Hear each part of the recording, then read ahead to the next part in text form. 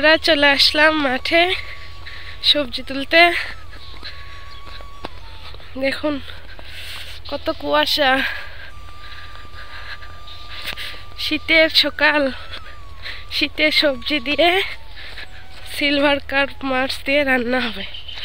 চলুন আমরা বাগানে যাই। অবশেষে চলে আসলাম আমরা বাগানে। দেখুন এগুলো কি কালাই গাছ, এগুলো ফুলকপির গাছ। ফুলকপির এখনো ফুল আসেনি বন্ধুরা। এখানে নাকি একটা এসেছে, এই তো ছোট্ট একটা ফুলকপি।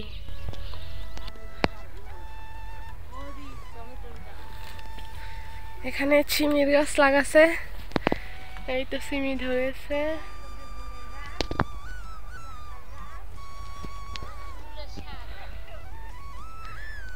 এগুলো আলু লাগাইছে একই জমিতে। আরো কত কি, এখানেও কয়েকটা ফুলকপি, লাল শাক, এগুলো পাতাকপি। বাড়ির ওগুলোর সাথে এগুলোতে বেশি লাউ ধরে আছে। হাই রে গুটি আছে।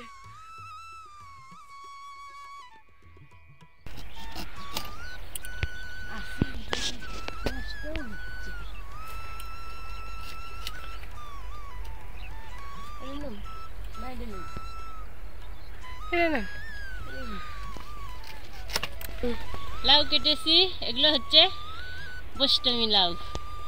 এগুলো স্বাদেও ভালো, মিষ্টিও লাগে। লাউয়ের যন্ত্রণা ওই মুখে জালেঙ্গি ভেঙে গেছিল একদিন।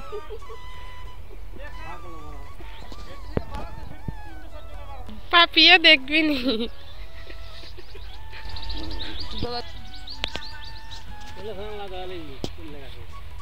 লাউ উঠছি নাকি দেখো তো।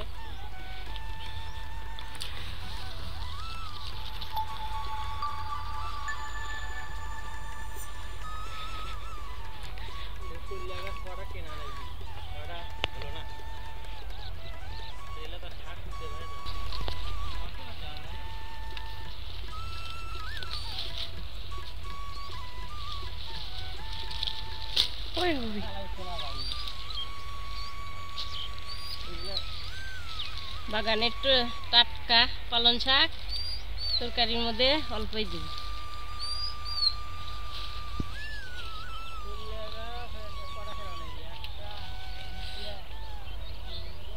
সাদা সাদা কালাই। এরকম টাটকা একটা সবজি তোলার মজাই আলাদা, আর খেতে তো আরো মজা আলাদা। চলো খেলা চলা হয়ে গেছে। বরকিয়ে খাইয়া কি মাছ ফাঁকা হয়ে গেছে।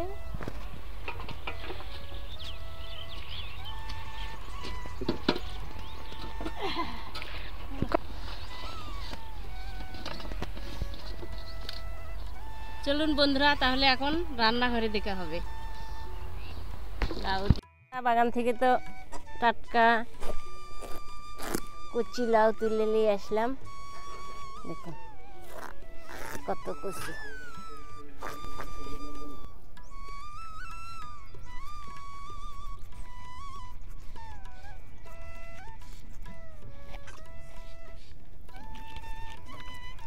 সমস্ত লাউগুলো কাটা শেষ, এবার পালং শাক কেটে নেব।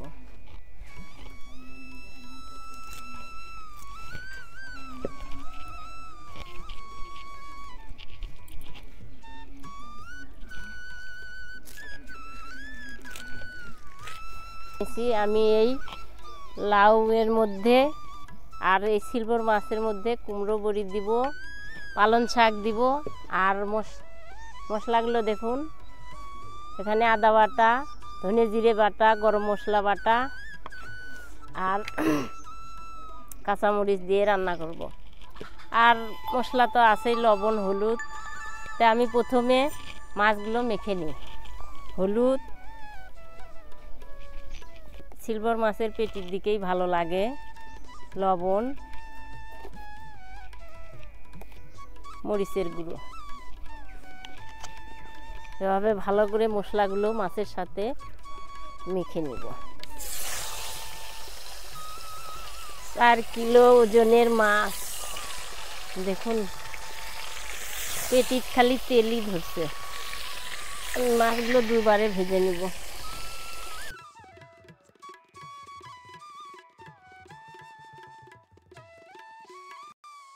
দেখুন মাছগুলো আমার লাল লাল করে ভাজে নেওয়া হয়েছে। এবার আমি তুলে নিচ্ছি। পুরিগুলো ভেজে নিব।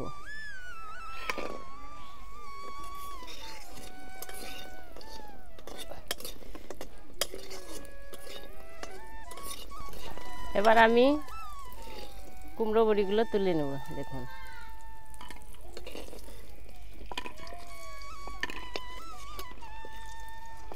আমি একবারে ফোড়ন দিয়ে রান্না করব। ফোড়নের জন্য 2টো তেজপাতা, 1টা শুকনো মরিচ, জিরে।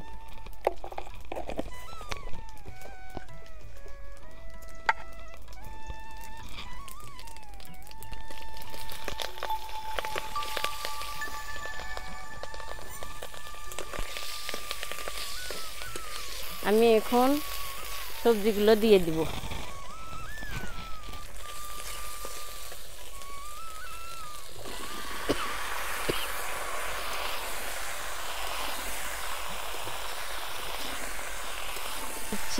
হলুদ,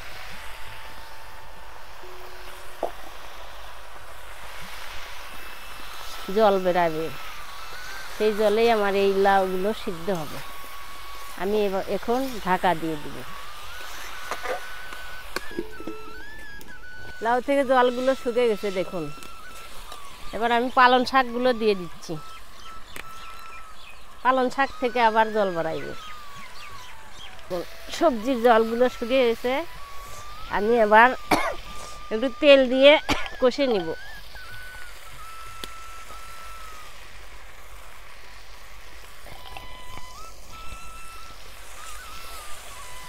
পালং শাক এভাবে তরকারিতে অল্পই দিতে হয়, বেশি দিলে একবারে আবার বেশি জাবড়া জাবড়া লাগে। আর পালং শাক লাউয়ের সাথে খুব স্বাদ লাগে।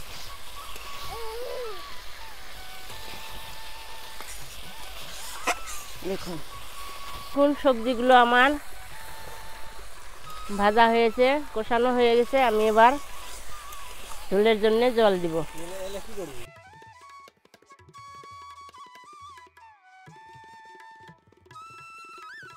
তরকারি দেখুন টকবক করে ফুটতেছে।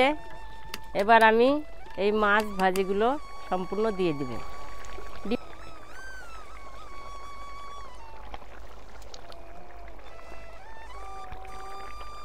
এখন আমি কুমড়ো বড়িগুলো দিয়ে দেব, ভেজে রেখেছিলাম।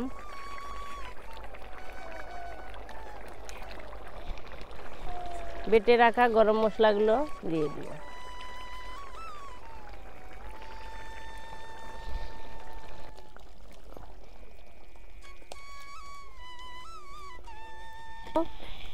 লাউ, পালং শাক, সিলভার মাছ দিয়ে তরকারি রেসিপি আপনাদের ভালো লাগলে অবশ্যই কমেন্ট, লাইক, শেয়ার করবেন আর চ্যানেলটি সাবস্ক্রাইব করবেন।